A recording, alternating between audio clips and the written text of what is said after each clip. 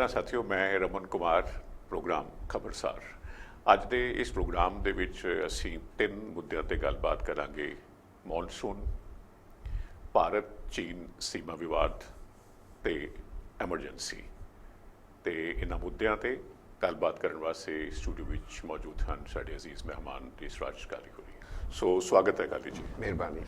ਸੋ ਜੀ, ਮੌਨਸੂਨ ਬਾਰੇ ਅੱਜ ਗੱਲ ਕਰਦੇ ਹਾਂ। ਪਹਿਲੋਂ ਅਕਸਰ ਅਸੀਂ ਅਜਿਹੇ ਚੱਲਤ ਮਾਮਲੇ ਦੇ ਪ੍ਰੋਗਰਾਮ 'ਚ ਅਜਿਹੇ ਮੁੱਦਿਆਂ 'ਤੇ ਹੀ ਗੱਲਬਾਤ ਕਰਦੇ ਹਾਂ ਜਿਹੜੇ ਬੜੇ ਗੰਭੀਰ ਹੁੰਦੇ ਨੇ।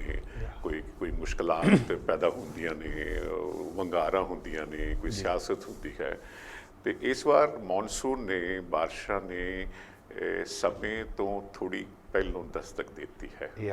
ਔਰ ਜਿੱਥੇ ਕਿਸਾਨਾਂ ਦੇ ਚਿਹਰੇ ਖਿੜੇ ਨੇ ਇਹਨਾਂ ਅਗਾਊਂ ਬਾਰਿਸ਼ਾਂ ਕਰਕੇ, ਕਿਉਂਕਿ ਝੋਨਾ ਬਿਲਕੁਲ ਲੱਗ ਰਿਹਾ ਹੈ, ਝੋਨਾ ਲੱਗਦਾ ਪਿਆ ਹੈ ਔਰ ਖੇਤ ਪਾਣੀਆਂ 'ਚ ਡੁੱਬੇ ਹੁੰਦੇ ਨੇ। ਇੰਨਾ ਪਾਣੀ ਚਾਹੀਦਾ ਹੁੰਦਾ ਹੈ ਅਤੇ ਜੇ ਕੁਦਰਤ ਮਿਹਰਬਾਨ ਹੋ ਜਾਵੇ ਤਾਂ ਗੱਲ ਬਣ ਜਾਂਦੀ ਹੈ। ਮੈਂ ਸਿਰਫ ਇਹੋ ਗੱਲ ਕਰਾਂਗਾ, ਜਿਵੇਂ ਬਠਿੰਡਾ ਦੇ ਵਿੱਚ ਕੱਲ੍ਹ ਥੋੜ੍ਹੀ ਬਾਰਿਸ਼ ਹੋਣ ਕਰਕੇ ਸਾਰੇ ਸ਼ਹਿਰ 'ਚ ਹੀ ਪਾਣੀ ਭਰ ਗਿਆ, ਮੈਂ ਉਹਦੀ ਗੱਲ ਨਹੀਂ ਕਰਨੀ। ਅਸੀਂ ਇੱਥੋਂ ਸ਼ੁਰੂ ਕਰਦੇ ਹਾਂ, ਇਹਨਾਂ ਬਾਰਿਸ਼ਾਂ ਤੋਂ ਸਾਡੇ ਖੇਤਾਂ ਦੇ ਵਿੱਚ ਜਿਹੜੀ ਬਹਾਰ ਹੈ। ਦੇਖੋ, ਪਹਿਲੀ ਗੱਲ ਤਾਂ ਬਾਰਿਸ਼ ਉਸ ਅੱਜ ਤੀਕ ਸਾਡੇ ਚਿੰਤਨ ਦੇ ਵਿੱਚ, ਸਾਡੇ ਲਿਟਰੇਚਰ 'ਚ, ਸਾਡੀ ਬਾਣੀ 'ਚ, ਅਸੀਂ ਉਹਨੂੰ ਕਿਰਪਾ ਹੀ ਕਬੂਲਦੇ ਹਾਂ ਕਿ ਉਹ ਕਿਤੇ ਤਪਦਿਆਂ ਹਿਰਦਿਆਂ 'ਤੇ, ਤਪਦੀ ਧਰਤੀ 'ਤੇ ਕਿਤੇ ਕਿਰਪਾ ਬਰਸੋ ਕਿਰਪਾ ਧਾਰ। ਆਹਾ ਬਰਸ ਮੇਘ ਜੀ ਪਲ ਬੇਲੰਭ ਨਾ ਲਾ।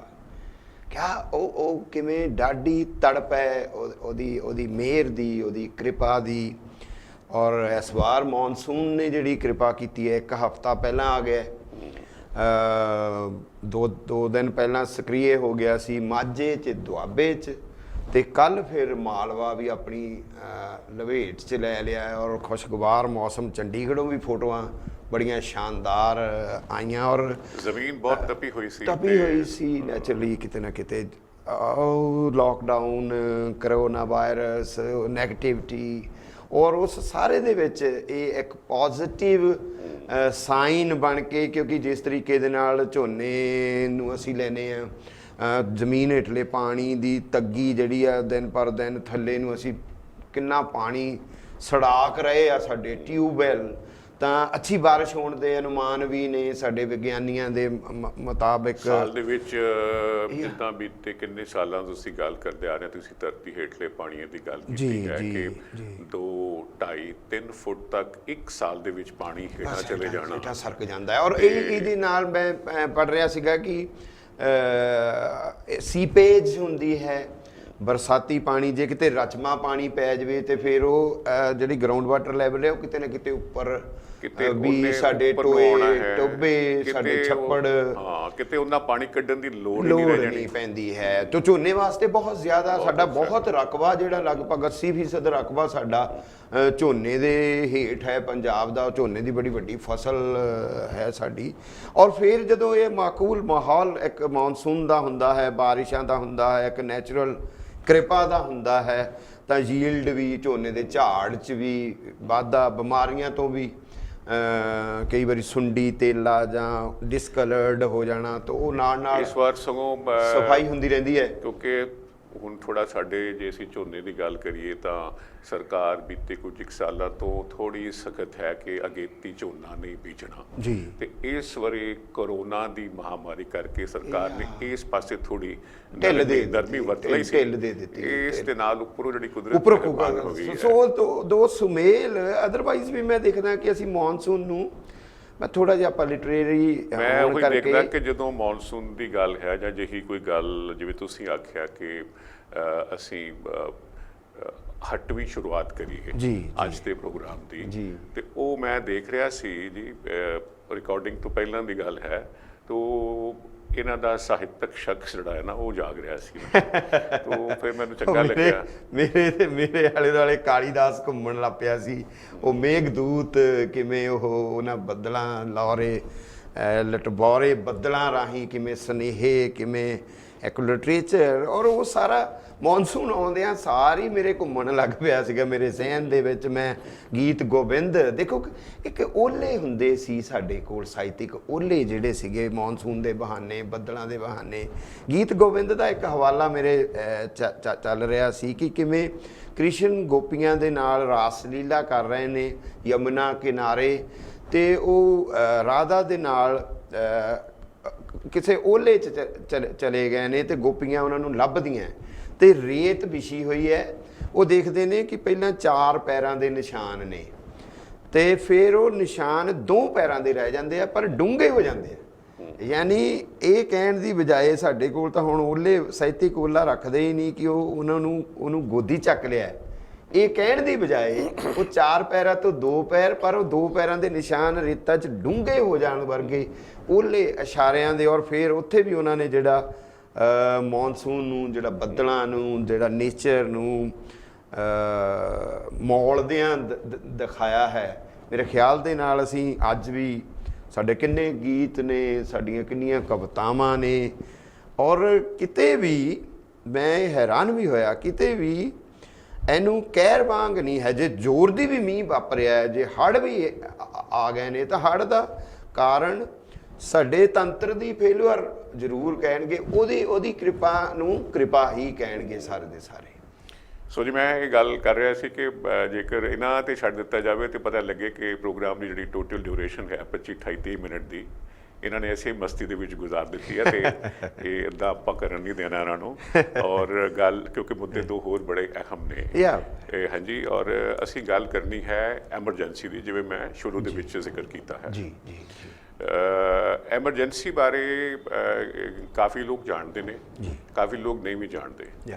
ਤੋ ਐਮਰਜੈਂਸੀ ਸਾਡੇ ਦੇਸ਼ ਦੇ ਵਿੱਚ ਜੀ ਅੰਦਰੂਨੀ ਹੰਗਾਮੀ ਹਾਲਤ, ਕਿ ਦੇਸ਼ ਦੇ ਹਾਲਾਤ ਸਰਕਾਰ ਨੂੰ ਲੱਗਿਆ ਕਿ ਇੰਨੇ ਵਿਗੜ ਗਏ ਨੇ, ਤਾਂ ਦੇਸ਼ ਦੇ ਵਿੱਚ ਐਮਰਜੈਂਸੀ ਲਾਗੂ ਕਰ ਦਿੱਤੀ ਗਈ 1975 ਦੇ ਵਿੱਚ। 25 ਜੂਨ 45 ਵਰੇ ਹੋ ਗਏ। ਔਰ ਉਦੋਂ ਇੰਦਰਾ ਗਾਂਧੀ ਦਾ ਸ਼ਾਸਨਕਾਲ ਸੀ, ਇੰਦਰਾ ਗਾਂਧੀ ਪ੍ਰਧਾਨ ਮੰਤਰੀ ਸੀ, ਔਰ ਨਾਲ ਉਹਨਾਂ ਦਾ ਸਪੂਤ ਸੀ ਸੰਜੇ ਗਾਂਧੀ। ਪਤਾ ਨਹੀਂ ਸੀ ਲੱਗਦਾ ਸਰਕਾਰ ਇੰਦਰਾ ਗਾਂਧੀ ਚਲਾ ਰਹੀ ਕਿ ਉਹਨਾਂ ਦਾ ਬੇਟਾ ਚਲਾ ਰਿਹਾ। ਕਹਿਣ ਨੂੰ ਦੇਸ਼ ਦੇ ਵਿੱਚ ਲੋਕ ਰਾਜ ਸੀ। ਉਹ ਐਮਰਜੈਂਸੀ ਜਿਹੜੀ ਦੇਸ਼ ਦੇ ਵਿੱਚ ਲੱਗੀ ਸੀ, ਉਹ ਉਹਨਾਂ ਦਿਨਾਂ ਦੇ ਹਾਲਾਤ ਬਾਰੇ ਜ਼ਰਾ ਲੋਕਾਂ ਨੂੰ ਜਾਣੂ ਕਰਵਾਓ। ਬੜੇ ਮਾੜੇ ਹਾਲਾਤ ਸਨ ਇਸ ਤਰੀਕੇ ਦੇ। ਦੇਖੋ, ਸਾਡਾ ਡੈਮੋਕ੍ਰੈਟਿਕ ਮੁਲਕ, ਲੋਕਤੰਤਰ ਕਹਾਉਣ ਵਾਲਾ ਮੁਲਕ, ਇੱਕਦਮ ਤਾਕਤ ਇੰਦਰਾ ਗਾਂਧੀ ਹੋਰਾਂ ਕੋਲ ਇੰਨੀ ਆ ਜਾਂਦੀ ਹੈ ਕਿ ਉਹ ਡਿਕਟੇਟਰਾਨਾ ਫਿਰ, ਔਰ ਉਹ ਸੰਜੇ ਗਾਂਧੀ ਸਾਰਾ ਚਲਾ ਰਿਹਾ ਸੀ ਜਿਸ ਤਰੀਕੇ ਦੇ ਨਾਲ। ਫਿਰ ਜਦੋਂ 25 ਜੂਨ 1975 ਨੂੰ ਐਮਰਜੈਂਸੀ ਲੱਗੀ ਆ, ਕਿਵੇਂ ਲੋਕਾਂ ਦੇ ਹਕੂਕ ਜਿਹੜੇ ਹੁੰਦੇ ਨੇ, ਜਿਹੜੇ ਸੰਵਿਧਾਨਿਕ ਹੱਕ ਨੇ, ਕਿਵੇਂ ਉਹਨਾਂ 'ਤੇ ਡਾਕੇ ਵੱਜੇ, ਕਿਵੇਂ ਨਸਬੰਦੀਆਂ ਕੀਤੀਆਂ ਚੱਕ ਕੇ ਕੁਆਰਿਆਂ ਦੀਆਂ, ਛੜਿਆਂ ਦੀਆਂ, ਕਿ ਇਸ ਤਰੀਕੇ ਦੇ ਨਾਲ ਜਿਹੜੀ ਲੀਡਰਸ਼ਿਪ ਉੱਠੀ, ਲੋਕਲ ਲੀਡਰਸ਼ਿਪ, ਜਾਂ ਅਸੀਂ ਜਾਰਜ ਫਰਨਾਂਡੇਜ਼ ਹੋਣਾ ਨੂੰ, ਨਾਰਾਇਣਨ ਹੋਣਾ ਨੂੰ ਯਾਦ, ਬੜੇ ਵੱਡੇ ਯੂਨੀਅਨ ਆਗੂ ਸੀ, ਬਹੁਤ ਵੱਡੇ, ਔਰ ਜ਼ਬਾਨ ਤੋਂ ਇੱਕ ਲਫ਼ਜ਼ ਕੱਢਦੇ ਸੀ, ਉਸੇ ਤਰ੍ਹਾਂ ਲੱਖਾਂ ਲੋਕ ਉੱਤੇ ਅਮਲ ਕਰਦੇ ਸੀ। ਸਟ੍ਰਾਈਕ ਕਰਨੀ ਹੈ, ਰੇਲਵੇ ਬੰਦ ਦਾ ਮਤਲਬ ਬੰਦ। ਬਿਲਕੁਲ। ਔਰ ਫਿਰ ਕਿਵੇਂ ਲੋਕਾਂ ਨੂੰ ਜੇਲ੍ਹਾਂ 'ਚ ਡੱਕਿਆ ਗਿਆ, ਕਿਵੇਂ ਸਾਡੇ ਇੱਧਰ ਪੰਜਾਬ ਦੇ ਅਕਾਲੀਆਂ ਨੇ ਕਿਸ ਤਰੀਕੇ ਦੇ ਨਾਲ ਗ੍ਰਿਫਤਾਰੀਆਂ ਦਿੱਤੀਆਂ, ਸੰਘਰਸ਼ ਲੜੇ।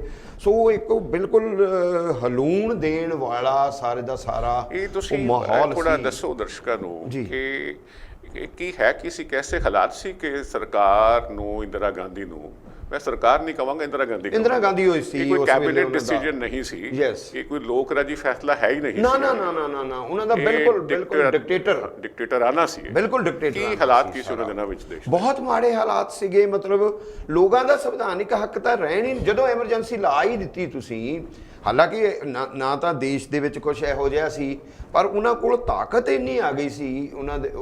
ਜਿਵੇਂ ਅੱਜ ਜੇ ਮੈਂ ਦੇਖਦਾ ਤਾਂ ਬੀਜੇਪੀ ਕੋਲ ਇੰਨੀ ਤਾਕਤ ਹੈ, ਮੈਜੋਰਿਟੀ ਹੈ, ਉਹ ਜਦੋਂ ਆਪਣੀਆਂ ਇੱਛਾਵਾਂ ਦੇ ਉੱਤੇ ਜੋ ਕਰਨਾ ਚਾਹੁੰਦੇ ਨੇ ਕਰੀ ਜਾ ਰਹੇ ਨੇ, ਸੇਮ ਪੈਟਰਨ ਦੇ ਉੱਤੇ।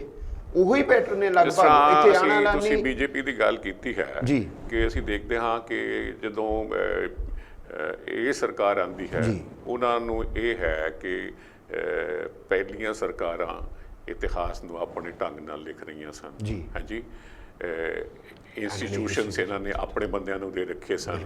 ਜਦੋਂ ਇਹ ਆਉਂਦੇ ਨੇ ਤਾਂ ਇਹ ਇਤਿਹਾਸ ਨੂੰ ਨਵੇਂ ਸਿਰਿਓਂ ਬਿਉਂਤਦੇ ਲਿਖਣ ਦੀ ਨੇ। ਗੱਲ Yes, ਹੁੰਦੀ ਹੈ। ਬਿਲਕੁਲ। ਇਹ ਮੈਂ ਤੁਹਾਡੀ ਗੱਲ ਨੂੰ, ਇਸ ਗੱਲ ਨੂੰ ਬਹੁਤ ਲੰਮਾ ਨਹੀਂ ਕਰਨਾ ਚਾਹੁੰਦਾ। ਕਿਵੇਂ ਇਹਦਾ ਅਸਰ ਕਿਵੇਂ ਹੁੰਦਾ, ਮੈਨੂੰ ਗੱਲ ਯਾਦ ਆ ਰਹੀ ਹੈ, ਮੈਂ ਪਿੱਛੇ ਜਾ ਰਿਹਾ। ਜੀ।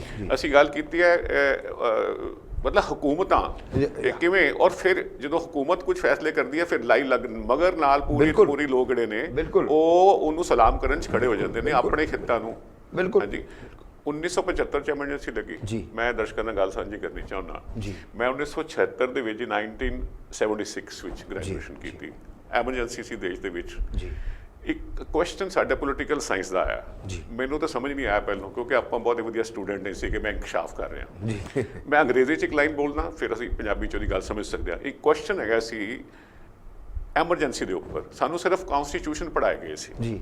UK ਦਾ, USA ਦਾ, ਇੰਡੀਆ ਦਾ 5 ਕੌਨਸਟੀਟਿਊਸ਼ਨ ਸੀ। ਉਹ ਸਿੱਧੇ ਜਿਹੇ ਸਵਾਲ ਹੁੰਦੇ ਸੀ। ਉਹਨਾਂ ਨੇ ਸਵਾਲ ਕ੍ਰੀਏਟਿਵ ਅੰਦਾਜ਼ 'ਚ ਪਾਇਆ, ਬਟ ਸਰਕਾਰ ਦੇ ਕਦਮ ਨੂੰ ਸਹੀ ਠਹਿਰਾਉਣ ਵਾਲਾ ਕਿਵੇਂ, how the imposition of emergency has strengthened parliamentary democracy in India, explain. ਕਿ ਦੇਸ਼ ਦੇ ਵਿੱਚ ਹੰਗਾਮੀ ਹਾਲਤ ਲਾਗੂ ਕਰਨ ਦੇ ਨਾਲ ਕਿਵੇਂ ਲੋਕ ਰਾਜ ਮਜ਼ਬੂਤ ਹੋਇਆ ਹੈ, ਐਕਸਪਲੇਨ ਕਰੋ। ਹੁਣ ਤੁਸੀਂ ਇਹਦੇ ਖਿਲਾਫ ਲਿਖ ਹੀ ਨਹੀਂ ਸੀ ਸਕਦੇ, ਕਦੇ ਵੀ ਨਹੀਂ। ਕਾਂਟਾ ਵੱਜਣਾ ਸੀ, ਸਿੱਧਾ ਕਾਂਟਾ, ਨੰਬਰ ਹੀ ਨਹੀਂ ਹੈ। ਸੋ ਕਿਸ ਤਰ੍ਹਾਂ ਐਜੂਕੇਸ਼ਨ ਦੇ ਵਿੱਚ ਕਿਵੇਂ ਆ ਰਿਹਾ ਹੈ, ਉਹ ਐਜੂਕੇਸ਼ਨ 'ਚ ਵੀ ਆ ਰਿਹਾ ਹੈ। ਤੁਸੀਂ ਦੇਖੋ ਇਹ ਜਿਹੜਾ ਸਿਸਟਮ ਕਿਵੇਂ ਸਟੂਡੈਂਟਸ ਦਾ, ਵਿਦਿਆਰਥੀ ਦਾ, ਨੌਜਵਾਨ ਦਾ ਬ੍ਰੇਨ ਆਪਣੇ ਢੰਗ ਨਾਲ ਰੀਸ਼ੇਪ ਵੀ ਕਰ ਰਹੇ ਨੇ। ਕਿ ਤੁਸੀਂ ਉਸ ਸਾਰੇ ਕੁਐਸਚਨ ਨੂੰ ਜਦੋਂ ਡੀਲ ਕਰੋਗੇ, ਉਹ ਐਂਗਲ ਤੁਹਾਡੇ ਮਨ ਦੇ ਵਿੱਚ ਗੂੰਜਣਗੇ ਜਿਹੜੇ ਐਂਗਲਾਂ 'ਚ ਉਹਦੀ ਜਸਟੀਫਿਕੇਸ਼ਨ ਪਈ ਹੈ। ਮੌਜੂਦਾ ਜਦੋਂ ਅਸੀਂ ਐਮਰਜੈਂਸੀ ਦੀ ਗੱਲ ਕਰਦੇ ਹਾਂ, ਔਰ ਉਸ ਵੇਲੇ ਦੇ ਉਹ ਹਾਲਾਤ ਨੇ ਤਾਜ਼ਾ, ਜਿਹਦੇ ਬਾਰੇ ਅਡਵਾਨੀ ਹੋਰਾਂ ਦੀ ਮੈਂ ਇਸ ਵੇਲੇ ਗੱਲ ਨਹੀਂ ਕਰਾਂਗਾ। ਮੈਂ ਇਸ ਲਈ ਮੋਦੀ ਸਾਹਿਬ ਦੀ ਗੱਲ ਕਰਾਂਗਾ, ਦੇਸ਼ ਦੇ ਪ੍ਰਧਾਨ ਮੰਤਰੀ ਨੇ।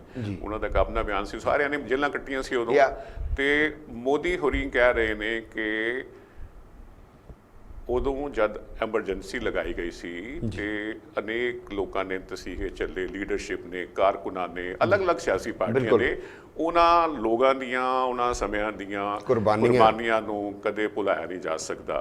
ਤੁਸੀਂ ਜਦੋਂ ਉਹ ਇਹ ਗੱਲ ਆਖਦੇ ਨੇ ਉਸ ਸਮੇਂ ਤੇ ਮੋਦੀ ਹੋਰਾਂ ਦੇ ਸਮੇਂ ਨੂੰ ਰਲਾ ਕੇ ਕਿਵੇਂ ਦੇਖਦੇ ਹੋ? ਇਸ ਵੇਲੇ ਦੇਸ਼ ਵਿੱਚ ਪੂਰੀ ਤਰ੍ਹਾਂ ਲੋਕ ਰਾਜ ਹੈ, ਕੋਈ ਐਮਰਜੈਂਸੀ ਨਹੀਂ ਹੈ।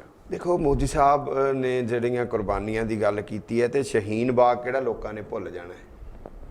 ਜਿਸ ਤਰੀਕੇ ਦਾ ਇਹਨਾਂ ਦਾ ਜਦੋਂ ਦਾ ਰਾਜ ਆਇਆ, 6ਵਾਂ ਸਾਲ ਹੈ, ਦੂਜੀ ਟਰਮ ਹੈ, ਤੁਸੀਂ ਦੇਖੋ ਉਹਨਾਂ ਦੇ ਕਿਉਂਕਿ ਮੈਜੋਰਿਟੀ ਉਹਨਾਂ ਦੇ ਹੱਥ ਵਿੱਚ ਹੈ।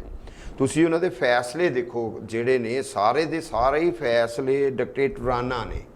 370 ਨੂੰ ਤੁਸੀਂ ਕੀ ਕਹੋਗੇ? ਕੌਨਸਟੀਟਿਊਸ਼ਨ ਦੇ ਛੁਰਾ ਮਾਰਨ ਵਰਗੀ ਗੱਲ ਨਹੀਂ ਹੈ। ਮੁਸਲਮਾਨਾਂ ਦੇ ਧਰਮ ਦੇ ਆਧਾਰ ਦੇ ਉੱਤੇ ਕੌਨਸਟੀਟਿਊਸ਼ਨ 'ਚ ਜਿਹੜਾ ਬਦਲਾਅ ਦੀ ਗੱਲ ਹੈ, ਧਾਰਾ ਜੋੜਨ ਦੀ ਗੱਲ ਹੈ, ਕਿ ਉਹ ਜਮਹੂਰੀ ਰਾਜ ਦੇ ਕੌਨਸਟੀਟਿਊਸ਼ਨ ਦੇ ਪਿੱਠ 'ਚ ਛੁਰਾ ਮਾਰਨ ਵਰਗੀ ਗੱਲ ਨਹੀਂ ਹੈ। ਇਹ ਜਿਹੜੇ ਕਿਸਾਨ ਵਿਰੋਧੀ ਆਰਡੀਨੈਂਸ ਜਾਰੀ ਕੀਤੇ ਨੇ ਹੁਣ 3, ਖੁੱਲੀ ਮੰਡੀ ਦਾ ਜਿਹੜੀ ਗੱਲ ਚੱਲੀ ਹੈ, ਜਿਹੜੀ ਮੰਡੀਕਰਨ ਨੂੰ ਲੈ ਕੇ, ਉਹ ਸੂਬਿਆਂ ਦਾ ਅਧਿਕਾਰ ਖੇਤਰ 'ਚੋਂ ਖੋਹ ਲੈਣਾ, ਕੀ ਇਹ ਐਮਰਜੈਂਸੀ ਵਰਗੇ ਹਾਲਾਤ ਨਹੀਂ? ਇਹ ਐਲਾਨੀ ਐਮਰਜੈਂਸੀ ਨਹੀਂ ਹੈ। ਬਾਂਹ ਮਰੋੜ ਕੇ GST, ਬਾਂਹ ਮਰੋੜਨੀ ਹੈ ਸੂਬਿਆਂ ਦੀ, ਤੇ GST ਲਾ ਕੇ ਸੈਂਟਰਾਈਜ਼ ਕਰ ਦੇਣਾ ਸਾਰੇ ਟੈਕਸਿਸ ਨੂੰ। ਕਿ ਇਹ ਸਾਰੇ ਦਾ ਸਾਰਾ ਫੈਡਰਲ ਢਾਂਚੇ ਦਾ ਨੁਕਸਾਨ ਨਹੀਂ ਕਰਨ ਵਾਲਾ? ਫੈਡਰਲ ਢਾਂਚੇ ਨੂੰ ਢਾਹ ਨਹੀਂ ਲੱਗਦੀ ਇਹਦੇ ਵਿੱਚ? ਸਾਰੇ GST ਦਾ ਤੇ ਇਸ ਤਰ੍ਹਾਂ ਹੈ ਨਾ ਜੀ, GST ਜਿਹੜਾ ਹੈ ਟੈਕਸ ਵਿਵਸਥਾ ਦਾ ਸਰਲੀਕਰਨ ਹੈ, ਔਰ ਇਹ ਵੀ ਨਾਲ ਹੈ ਕਿ ਇਹ ਸਾਰੇ ਸੂਬਿਆਂ ਦੀ ਸਹਿਮਤੀ ਦੇ ਨਾਲ ਵੀ ਹੋਇਆ ਹੈ। ਔਰ ਸਾਨੂੰ ਇਹ ਵੀ ਦੇਖਦੇ ਹਾਂ ਕਿ ਜੇ ਪੰਜਾਬ ਹੈ ਤਾਂ ਸ਼ੰਭੂ ਹੈ, ਉੱਥੇ ਕਿਲੋਮੀਟਰ ਟਰੱਕ ਖੜੇ ਨੇ। ਹਾਂਜੀ, ਬੜੀ ਅਜਾਈ ਵੇਸਟੇਜਿਸ ਵੀ ਹੁੰਦੀਆਂ ਸੀ, ਔਰ ਜੋ ਕੀਤਾ ਗਿਆ ਅਨੇਕ ਵਾਰ ਸਲਾਹ ਮਸ਼ਵਰੇ ਤੋਂ ਬਾਅਦ ਕੀਤਾ ਗਿਆ ਹੈ। ਲੇਕਿਨ ਜਿਹੜੀ ਤੁਸੀਂ ਬਾਕੀ ਗੱਲ ਕਰਦੇ ਪਏ ਹੋ, ਜਿਸ ਤਰ੍ਹਾਂ ਐਮਰਜੈਂਸੀ ਦੀ ਗੱਲ ਕਰਦੇ ਹੋ, ਸ਼ਾਹੀਨ ਬਾਗ ਦੀ ਗੱਲ ਕਰਦੇ ਹੋ, ਜਾਂ 370 ਦੀ ਗੱਲ ਕਰਦੇ ਹੋ, ਸ਼ਾਇਦ ਤੁਹਾਡੀ ਜ਼ੁਬਾਨ ਤੇ ਅਜੇ ਆਈ ਨਹੀਂ ਕਿ ਸ਼ਾਇਦ ਤੁਸੀਂ ਜੰਮੂ ਕਸ਼ਮੀਰ ਦੇ ਰੁਤਬੇ ਦੀ ਗੱਲ ਵੀ ਕਰਦੇ, ਜਦੋਂ ਬਦਲਿਆ ਗਿਆ। 370 ਦੇ ਵਿੱਚ ਉਹੀ ਆ ਜਾਂਦਾ ਸਾਰਾ। ਅਸੀਂ ਦੇਖਦੇ ਹਾਂ ਕਿ ਕਾਲੀ ਜੀ ਕਿ ਜਿਵੇਂ 370 ਦੀ ਗੱਲ ਤੁਸੀਂ ਕੀਤੀ ਹੈ, ਜੰਮੂ ਕਸ਼ਮੀਰ ਦੇ ਰੁਤਬੇ ਨੂੰ ਬਦਲਣਾ ਜਾਂ ਹੋਰ ਜਿਹੜੇ ਅਜਿਹੇ ਮੁੱਦੇ ਤੁਸੀਂ ਉਠਾਏ ਨੇ, ਉਹਦੇ ਵਿੱਚ ਅਸੀਂ ਇਹ ਵੀ ਦੇਖਦੇ ਹਾਂ ਕਿ ਇਹ BJP ਦੀ ਬੀਜੇਪੀ ਦਾ ਇਹ ਬਹੁਤ ਸਾਲ ਪਹਿਲੋਂ ਤੋਂ ਸੱਤਾ ਵਿੱਚ ਆਉਣ ਦੇ ਬਹੁਤ ਸਾਲ ਪਹਿਲੋਂ ਦਾ ਸਟੈਂਡ ਰਿਹਾ ਹੈ। ਬਿਲਕੁਲ ਮੈਂ ਹੁਣ ਲੋਕਾਂ ਨੇ ਉਹਨਾਂ ਨੂੰ ਸਮਰਥਨ ਦਿੱਤਾ ਹੈ ਤਾਂ ਹੀ ਉਹ ਦੁਬਾਰਾ ਮੁੜ ਕੇ ਫੇਰ ਸੱਤਾ ਦੇ ਵਿੱਚ ਆਉਂਦੇ ਨੇ। ਅਸੀਂ ਸੀਟਾਂ ਜਦੋਂ ਅਨਐਕਸਪੈਕਟਡਲੀ ਜਿੰਨੀ ਪਾਰਟੀ ਆਪ ਐਕਸਪੈਕਟ ਨਹੀਂ ਕਰਦੀ ਉਸ ਤੋਂ ਵੀ ਵੱਧ ਲੈ ਜਾਂਦੇ ਨੇ। ਦੇਖੋ ਉਹ ਵਾਦਾ ਵਫਾ ਕਰਦੇ ਪਏ ਆਪਣੇ ਵੱਲੋਂ, ਉਹ ਤੇ ਆਪਣੇ ਵੋਟਰ ਨੂੰ ਰਾਜੀ ਕਰਦੇ ਪਏ। ਬਿਲਕੁਲ ਠੀਕ ਹੈ, ਉਹਨਾਂ ਨੇ ਆਪਣੇ ਵੋਟਰਾਂ ਨਾਲ ਵਾਦਾ ਵਫਾ ਕੀਤਾ ਹੈ। ਰਾਮ ਮੰਦਿਰ ਦੀ ਗੱਲ ਸੀ, ਜਿਵੇਂ ਰਾਮ ਮੰਦਿਰ ਦੀ ਗੱਲ ਸੀ, ਜਿੰਨੀਆਂ ਵੀ ਗੱਲਾਂ ਨੇ 370 3 ਤਲਾਕ ਦਾ ਮਾਮਲਾ ਹੈ, ਜਿੰਨੇ ਵੀ ਮਾਮਲੇ ਸਾਰੇ ਦੇ ਸਾਰੇ ਸਾਹਮਣੇ ਆਏ ਨੇ, ਪਰ ਇਹਦੇ ਨਾਲ ਟੋਟਲ ਭਾਰਤ ਦੇ ਉੱਤੇ ਕੀ ਅਸਰ ਪਿਆ ਜਾਂ ਅਸਰ ਪਏਗਾ ਇਨ ਫਿਊਚਰ, ਭਾਰਤ ਦੇ ਕਨਸਟੀਟਿਊਸ਼ਨ ਦਾ ਕਿਵੇਂ ਘਾਣ ਹੋਇਆ, ਜਿਹੜੇ ਜੇ ਇੰਟੈਲੈਕਚੁਅਲਸ ਲੜਾਈ ਦੇ ਵਿੱਚ ਆ ਗਏ, ਜੇ ਪੱਤਰਕਾਰ ਲੜਾਈ ਦੇ ਵਿੱਚ ਆ ਗਏ, ਤੁਸੀਂ ਇਹਨੂੰ ਕਿਤੇ ਜੇ ਸਿਆਸੀ ਬਹੁ ਗਿਣਤੀਵਾਦ ਦੇ ਨਜ਼ਰੀਏ ਨਾਲ ਵੇਖਦੇ ਹੋ, ਮੈਜੋਰਿਟੇਰੀਅਨਿਜ਼ਮ ਦੀ ਗੱਲ ਹੈ ਜਿਵੇਂ ਇਸ ਮੁਲਕ ਦੇ ਵਿੱਚ ਬਹੁ ਗਿਣਤੀ ਦੇ ਦਾ ਹੋਣ ਕਰਕੇ ਹੀ ਆਪਣੀਆਂ ਮਨਮਰਜ਼ੀਆਂ ਵਾਲੀ ਗੱਲ ਵੀ ਹੈ। ਸੇਮ ਇੰਦਰਾ ਗਾਂਧੀ ਵਾਲਾ ਪੈਟਰਨ ਨਹੀਂ ਹੈ ਜਿਹੜਾ ਉਸ ਵੇਲੇ ਉਹਦੇ ਕੋਲ ਵੀ ਮੈਜੋਰਿਟੀ ਬਹੁਤ ਸੀਗੀ ਔਰ ਉਸੇ ਤਰੀਕੇ ਦੇ ਫੈਸਲੇ ਨੇ। ਪਰ ਇਹਨਾਂ ਨੇ ਤਾਂ ਇਹ ਵੀ ਕੀਤਾ ਨਾ ਕਿ ਇਹਨਾਂ ਨੇ ਬੀਜੇਪੀ ਨੇ ਕਾਂਗਰਸ ਦੇ ਨਾਲ ਇਸ ਪਿੱਛੇ ਵੀ ਲੜਾਈ ਲੜੀ, ਜਿਹਦੇ ਵਿੱਚੋਂ ਇਹ ਬਹੁ ਗਿਣਤੀਵਾਦ ਵੀ ਕਿਤੇ ਨਿਕਲਦਾ ਹੈ ਕਿ ਇਹਨਾਂ ਨੇ ਕਾਂਗਰਸ ਨੇ ਜਾਂ ਕੁਝ ਹੋਰ ਪਾਰਟੀ ਵੀ ਸ਼ਾਇਦ ਬਾਅਦ ਦੇ ਵਿੱਚ ਉਹ, ਕਿਉਂਕਿ ਜਿਹੜੀ ਵੋਟਰਸ ਹੈ ਜਿਵੇਂ ਮੁਸਲਮਾਨ ਵੋਟਰ ਹੈ ਉਹ ਯੂਪੀ ਵਰਗੇ ਵੱਡੇ ਪ੍ਰਾਂਤ ਦੇ ਵਿੱਚ ਉਹ ਮੁਲਾਇਮ ਸਿੰਘ ਯਾਦਵ ਉਹਨਾਂ ਦੀ ਪਾਰਟੀ ਵੱਲ ਚਲਾ ਜਾਂਦਾ ਹੈ। ਬੀਜੇਪੀ ਕਾਂਗਰਸ ਤੇ ਇਹ ਕਰਦੀ ਰਹੀ ਕਿ ਇਹਨਾਂ ਨੇ ਘੱਟ ਗਿਣਤੀਆਂ ਦੇ ਤੁਸ਼ਟੀਵਾਦ ਦੀ ਜਿਹੜੀ ਰਾਜਨੀਤੀ ਅਪਣਾਈ ਹੈ। ਉਹ ਬੜਾ ਉਹਨਾਂ ਦਾ ਵੱਡਾ ਹੈ, ਬੜਾ ਵੱਡਾ ਉਹਨਾਂ ਦਾ ਇਹ ਹੈ। ਇਹ ਗੱਲ ਨਾਲ ਉਹਨਾਂ ਦਾ ਇੱਕ ਆਪਣਾ ਨੁਕਤਾ ਨਿਗਾਹ ਹੈ, ਪਰ ਜਦੋਂ ਅਸੀਂ ਕਾਂਗਰਸ ਵਰਸਸ ਇਹਦੀ ਗੱਲ ਵੀ ਕਰਦੇ ਹਾਂ ਤੇ ਜੋ ਬੀਜੇਪੀ ਵਾਲਿਆਂ ਨੇ ਨੈਤਿਕ ਨਿਘਾਰ ਦੀ ਕਰਨਾਟਕਾ 'ਚ ਤਸਵੀਰ ਦਿਖਾਲੀ, ਜੋ ਗੋਆ 'ਚ ਤਸਵੀਰ ਦਿਖਾਲੀ, ਜੋ ਮੱਧ ਪ੍ਰਦੇਸ਼ 'ਚ ਤਸਵੀਰ ਦਿਖਾਲੀ, ਜੋ ਹੁਣ ਰਾਜਸਥਾਨ ਦੇ ਵਿੱਚ ਦਿਖਾਲੀ, ਪਿੱਛੇ ਜਿਹੇ ਹੋ ਗਿਆ ਕਿ 25-25 ਕਰੋੜ ਉਹਨਾਂ ਦੇ ਵਿਧਾਇਕਾਂ ਨੂੰ ਦੇ ਕੇ ਤੇ ਬੀਜੇਪੀ ਵੱਲ ਨੂੰ ਲਿਆਂਦਾ ਜਾ ਰਿਹਾ ਆ, ਉਸ ਸਾਰੇ ਖਿਲਾਰੇ ਨੂੰ ਕੀ ਕਵਾਂਗੇ? ਔਰ ਉਹਦੇ ਵਿੱਚ ਸੈਂਟਰ ਦੀ ਜਿਹੜੀ ਭੂਮਿਕਾ ਰਹੀ ਹੈ। ਫਿਰ ਦੇਖੋ ਉਹਨਾਂ ਨੇ, ਤੁਸੀਂ ਗੱਲ ਕੀਤੀ ਹੈ 25-25 ਕਰੋੜ ਦੀ, ਜਾਂ ਉਹ ਪੈਸਾ ਅਸੀਂ ਦੇਖਿਆ ਤਾਂ ਨਹੀਂ, ਪਰ ਲੋਕਾਂ ਨੇ ਇਹ ਜ਼ਰੂਰ ਵੇਖਿਆ ਹੈ ਕਿ ਕਾਂਗਰਸ ਦੇ ਵਿਧਾਇਕ ਜਿਹੜੇ ਨੇ ਉਹ ਤਿਆਗ ਪੱਤਰ ਦਿੰਦੇ ਨੇ ਤੇ ਮੁੜ ਕੇ ਜਿੱਥੇ ਇੱਕ ਦੀ ਆਸ ਸੀ ਰਾਜ ਸਭਾ ਦੀ, ਬੀਜੇਪੀ ਕਰੋਨਾ ਦੇ ਜ਼ਮਾਨੇ ਵਿੱਚ ਆਪਣੀਆਂ 2 ਸੀਟਾਂ ਕੱਢ ਕੇ ਲੈ ਜਾਂਦੀ ਹੈ। ਦੇਖੋ ਜੋ ਕਰੋਨਾ ਦੇ ਜ਼ਮਾਨੇ ਦੇ ਵਿੱਚ ਹੀ ਹੈ, ਉਹਨਾਂ ਦਾ ਧਿਆਨ ਪੂਰਾ ਉੱਧਰ ਹੈ ਕਿ ਬੀਜੇਪੀ, ਲੋਕ ਮਰ ਰਹੇ ਨੇ, ਲੋਕ ਭੁੱਜ ਰਹੇ ਨੇ, ਲੋਕਾਂ ਦੇ ਕਾਰੋਬਾਰ ਉੱਡ ਗਏ, ਲੋਕ ਕਰੋੜਾਂ ਦੀ ਗਿਣਤੀ 'ਚ ਬੇਰੁਜ਼ਗਾਰ ਹੋ ਗਏ ਤੇ ਬੀਜੇਪੀ ਸਰਕਾਰ ਨੂੰ ਪਈ ਹੋਈ ਹੈ ਜਾਮੀਆ ਇਸਲਾਮੀਆ ਯੂਨੀਵਰਸਿਟੀ ਦੇ ਸਟੂਡੈਂਟਸ ਲੀਡਰ ਨੂੰ ਚੱਕਣ ਦੀ, ਜਵਾਹਰ ਲਾਲ ਨਹਿਰੂ ਯੂਨੀਵਰਸਿਟੀ ਦੇ ਲੀਡਰਸ ਨੂੰ ਚੱਕਣ ਦੀ, ਇੰਟੈਲੈਕਚੁਅਲਸ ਨੂੰ ਚੱਕਣ ਦੀ, ਜਿਹੜੇ ਬੀਜੇਪੀ ਵੱਲ ਨੂੰ ਸਵਾਲ ਉਠਾ ਰਹੇ ਨੇ। ਤੇਲ ਤੁੰਬੜੇ ਚੱਕ ਲਓ, ਜੋਗਿੰਦਰ ਯਾਦਵ ਚੱਕ ਲਓ, ਭਾਰਦਵਾਜ ਚੱਕ ਲਓ।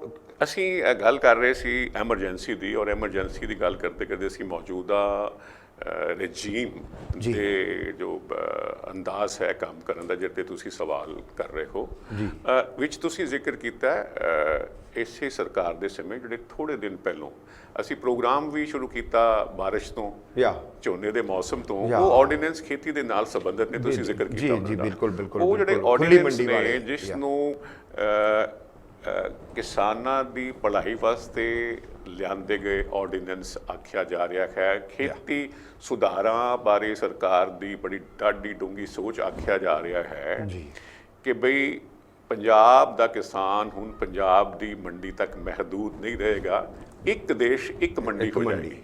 ਤੇ ਪੰਜਾਬ ਦੇ ਵਿੱਚ ਸਾਰੇ ਪਾਸੇ ਇਸ ਆਰਡੀਨੈਂਸ ਦਾ, ਇਹਨੂੰ ਕਾਨੂੰਨ ਹੀ ਕਹਿ ਸਕਦੇ ਕਿਉਂਕਿ ਇਹਨੇ ਕੱਲ ਨੂੰ ਕਾਨੂੰਨ ਬਣ ਹੀ ਜਾਣਾ ਨਾ ਪਾਰਲੀਮੈਂਟ 'ਚ ਜਾ ਕੇ, ਬਿਲਕੁਲ ਬਣ ਜਾਏਗਾ। ਤੇ ਇਸ ਇੱਧਰ ਸਰਕਾਰ ਇਸ ਦੇ ਖਿਲਾਫ ਹੈ ਪੰਜਾਬ ਦੀ। ਆਲ ਪਾਰਟੀ ਮੀਟਿੰਗ ਕੀਤੀ ਹੈ ਮੁੱਖ ਮੰਤਰੀ ਹੋਰਾਂ ਨੇ, ਸਾਰੀਆਂ ਧਿਰਾਂ ਸ਼ਾਮਲ ਹੋਈਆਂ ਨੇ, ਅਕਾਲੀ ਦਲ ਵੀ ਸ਼ਾਮਲ ਹੋਇਆ ਜੀ, ਆਮ ਆਦਮੀ ਪਾਰਟੀ ਵੀ ਸੀ, ਕਮਿਊਨਿਸਟ ਵੀ ਸੀ ਤੇ ਬੜੀ ਤਿਆਰੀ ਕਰਕੇ ਗਏ ਹੋਏ ਸੀ। ਦੱਸਦੇ ਪਏ ਨੇ 4 ਘੰਟੇ ਤੋਂ ਬਾਅਦ ਮੀਟਿੰਗ ਚੱਲੀ ਹੋਣੀ, ਬੜੀ ਤਿਆਰੀ ਕਰਕੇ ਗਏ ਸੀ ਸਾਰੇ ਸਾਥੀ ਉਹਨਾਂ ਦੇ ਸੀਨੀਅਰ, ਹਾਂਜੀ ਭੁੰਦੜ ਸਾਹਿਬ, ਦਲਜੀਤ ਚੀਮਾ ਸਾਹਿਬ ਸਾਰੇ ਨਾਲ ਸੀ।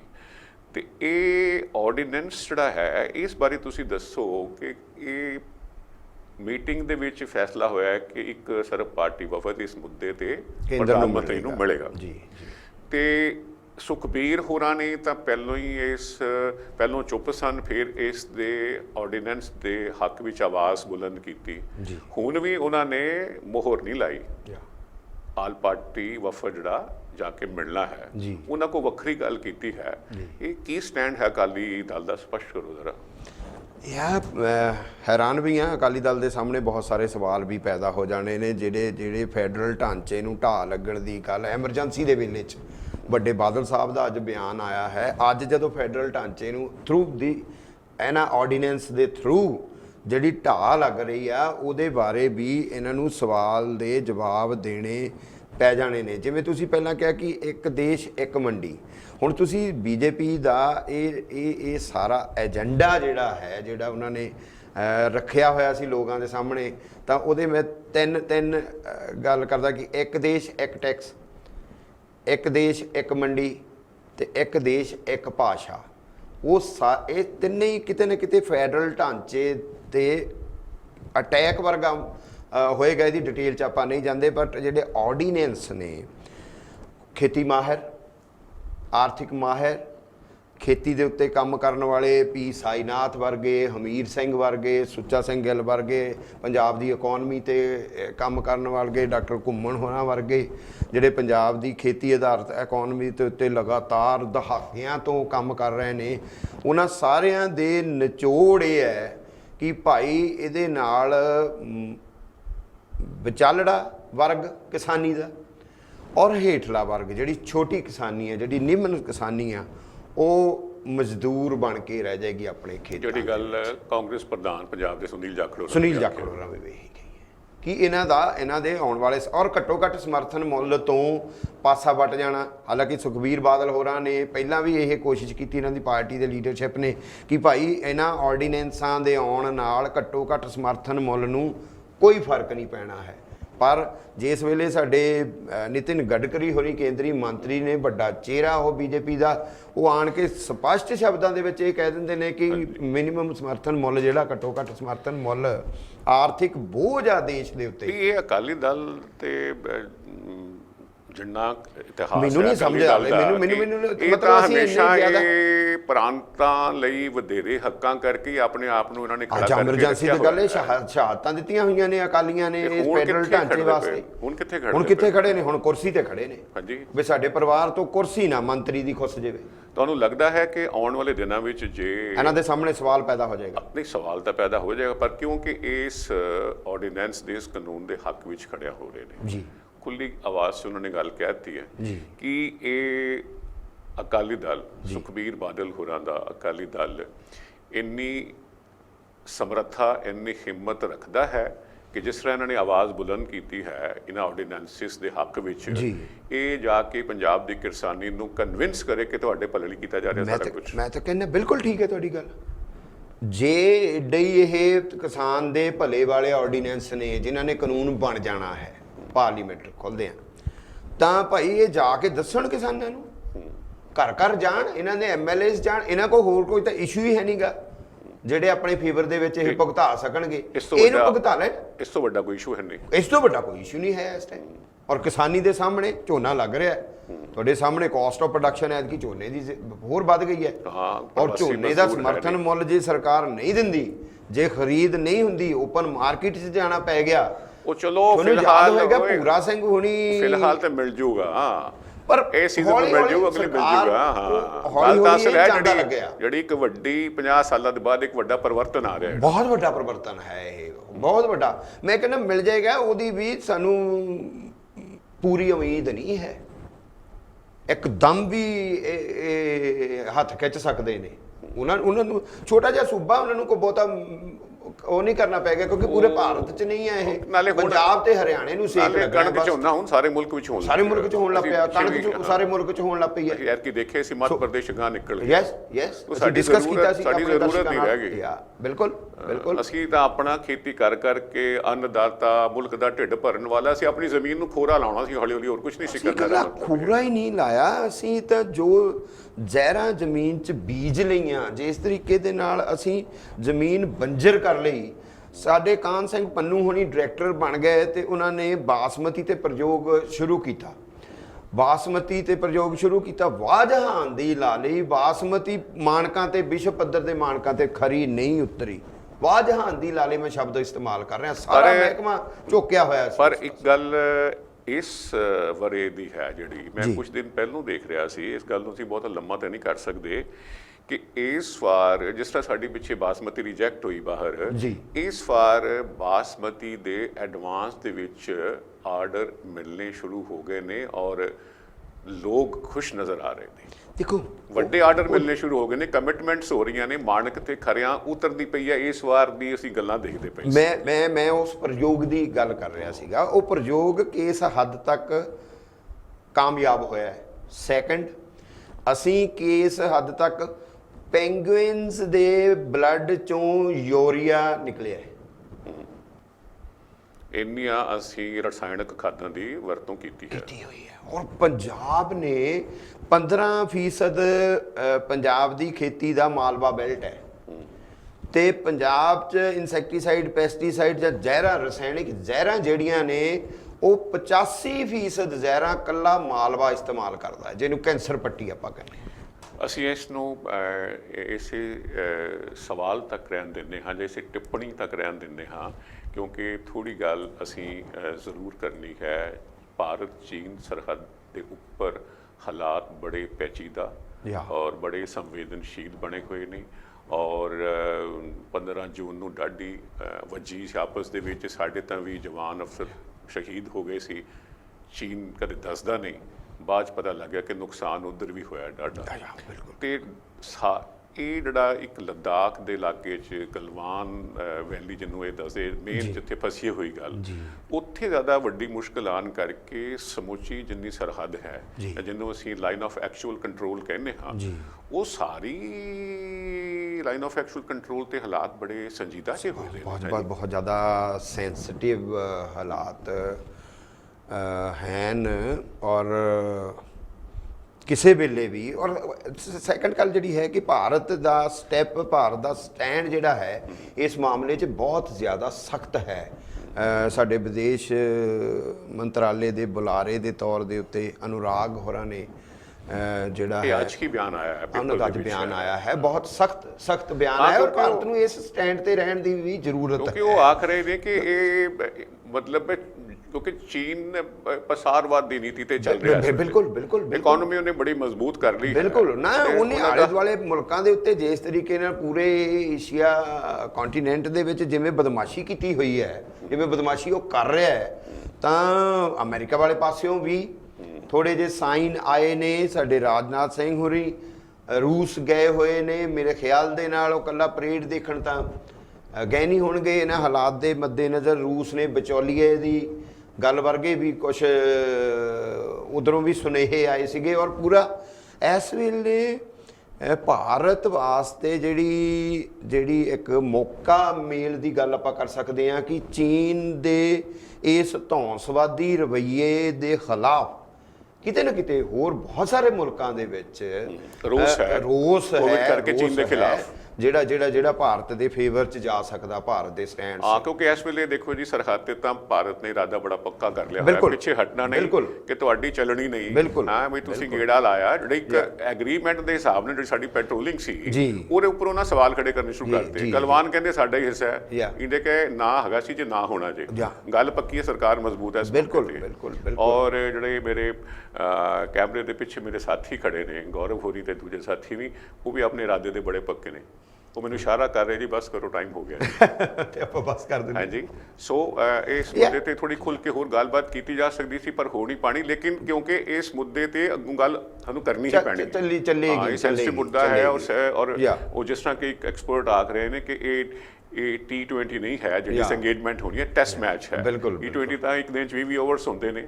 ਹਾਂਜੀ, ਤੇ ਇਹ ਟੈਸਟ ਮੈਚ ਹੈ, ਇਹ ਤਾਂ 5 ਦਿਨ ਜਿਵੇਂ ਚੱਲਦਾ ਟੈਸਟ ਮੈਚ, ਦੋਵਾਂ ਦਾ ਵੱਡਾ ਇਮਤਿਹਾਨ ਹੋਣਾ ਹੈ। ਬਹੁਤ ਸ਼ੁਕਰੀਆ ਆਪ ਜੀ ਦਾ, ਬਹੁਤ ਸ਼ੁਕਰੀਆ ਦਰਸ਼ਕਾਂ ਦਾ।